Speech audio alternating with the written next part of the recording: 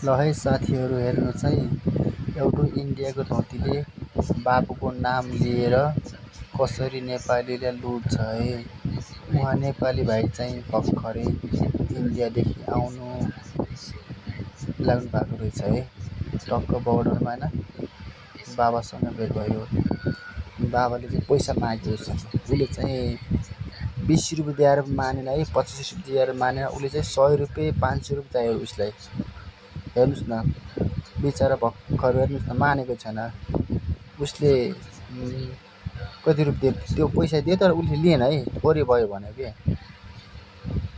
उसले पछि चाहिँ उसले अर्को पैसा निकालिदिन्छ नि, सायद 100 रुपियाँ होला सायद त्यो। 100 रुपियाँ हेर्नु है, बल्ल छोपो हेर्नुहोस्। यस्तो हुन्छ इन्डियाको धोतीले नेपालीले यसरी आएर ठग्छ हेर्नुहोस्। यो भिडियो चाहिँ सबैमा सेयर गर्नु है, सबैले सेयर गरेर सबैसँग पुऱ्याउनु है।